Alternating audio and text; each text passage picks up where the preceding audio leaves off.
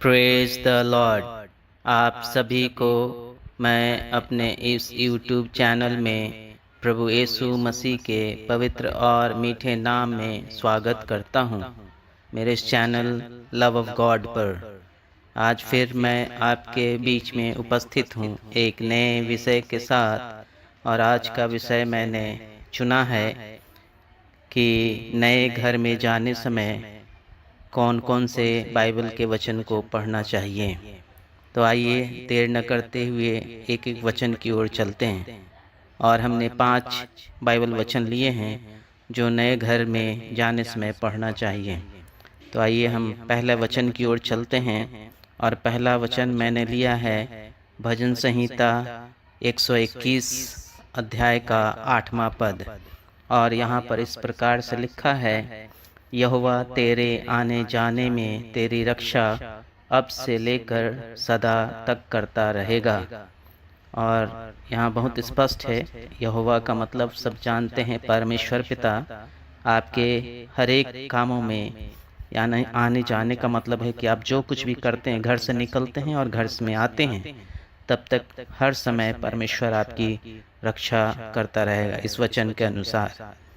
तो आइए अब हम दूसरे वचन की ओर चलते हैं। और दूसरा वचन मैंने लिया है नीति वचन 24 अध्याय का 3 और 4 पद। और 3 पद में इस प्रकार से लिखा है, घर बुद्धि से बनता है और समझ के द्वारा स्थिर होता है। तो परमेश्वर बहुत स्पष्ट है बाइबल में कि घर को तो हम अपनी बुद्धि से बनाते हैं, लेकिन उसको स्थिर करने के लिए, घर में शांति और प्रेम बनाए रखने के लिए, घर में खुशहाल माहौल बनाने के लिए हम अपनी समझ का इस्तेमाल करते हैं और वो परमेश्वर की ओर से हमारा समझ आता है। 4 पद में इस प्रकार से लिखा है, ज्ञान के द्वारा कोठरियाँ सब प्रकार की बहुमूल्य और मनभाव वस्तुओं से भर जाती है। और यहाँ स्पष्ट है कि जब हम अपने ज्ञान, हम अपने बुद्धि, हम अपने विवेक से अपने घर में हर एक कामों को करते हैं, तो घर का हर कमरा एक खुशनुमा माहौल को देता है, एक अच्छे वातावरण को तैयार करता है जिसमें शांति और प्रेम से लोग रहते हैं और उस घर में परमेश्वर की उपस्थिति होती है। आइए तीसरे वचन की ओर चलते हैं। और तीसरा वचन मैंने लिया है याकूब की पत्री 1 अध्याय का 19वां पद। और यहाँ पर इस प्रकार से लिखा है, हे मेरे प्रिय भाइयों, यह बात तुम जानते हो, इसलिए हर एक मनुष्य सुनने के लिए तत्पर और बोलने में धीरा और क्रोध में धीमा हो। और बहुत स्पष्ट है, ये बाइबल हमें सिखा रही है कि हे मेरे प्रिय भाइयों, जितने भी लोग, सबके लिए है कि ये बात तुम जानते हो, ये बात तुम जानते हो कि हर मनुष्य को कुछ बातों को ध्यान रखने का ज़रूरत है। क्या ध्यान रखने की ज़रूरत है? तो सुनने में, हमें अपने घर में रहते हैं तो एक दूसरे के सदस्य को, अपने पिता के, अपनी पत्नी के, अपने बच्चों के, सबके एक दूसरे का कान बनना चाहिए। हमें सुनने के लिए हमेशा तैयार रहना चाहिए। और बोलने में धीरा मतलब कि धीरे, मतलब कि जब भी हम बोलते हैं तो ऊंची आवाज़ में ना बात करें। आपस में अगर कोई बात होता है तो हम उसमें आराम से बात करें। और क्रोध में भी धीमा, और गुस्सा ना के बराबर हमें रखना चाहिए घर में।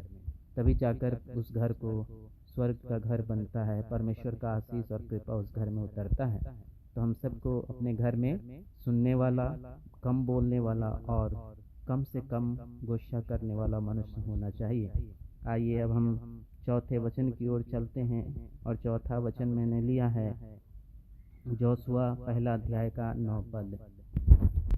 और यहाँ इस प्रकार से लिखा है, क्या मैंने तुझे आज्ञा नहीं दी, हियाब बांध कर दृढ़ हो जा, भय ना खा और तेरा मन कच्चा ना हो, क्योंकि जहाँ जहाँ तू जाएगा वहाँ वहाँ तेरा परमेश्वर यहोवा तेरे संग रहेगा।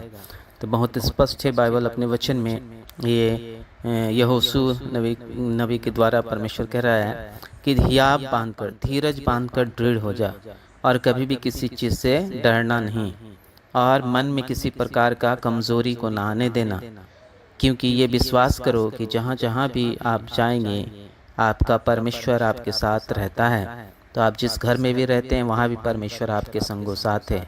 इस बात को हमेशा याद रखने की ज़रूरत है। और इस बात के तहत आपको दृढ़ता के साथ बिना भय खाए और बिना मन में किसी प्रकार का कमजोरी लाए अपने घर में आप रह सकते हैं। और पांचवा बात और आखिरी बात जो मैंने चुना है वो है व्यवस्था विवरण 28 अध्याय का 6 पद।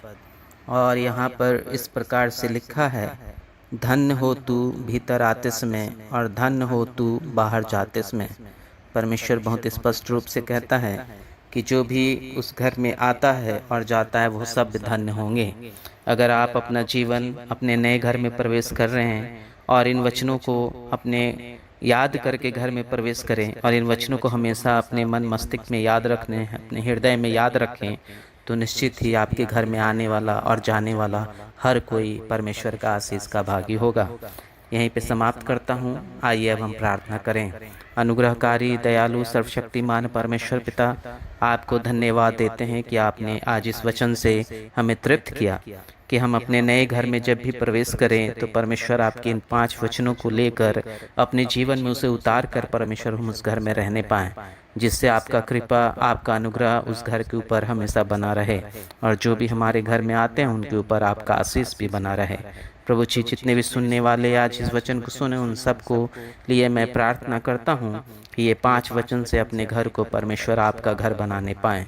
अपने जीवन में इन 5 वचनों को उतार कर जब भी नए घर में प्रवेश करते हैं परमेश्वर इन 5 वचनों के साथ प्रवेश करे, अपने जीवन में उतार कर इसे सचित्र कर परमेश्वर आपके आशीष का भागी हो जाए। प्रभु जी, आदर महिमा आपको देते हैं। विनती प्रार्थना हमारे उद्धारकर्ता प्रभु यीशु मसीह के नाम से मांगते हैं, आमीन। आप सबको बहुत बहुत धन्यवाद कि आप लोग वीडियो देखते हैं और पसंद करते हैं। Thanks for watching. God bless you all.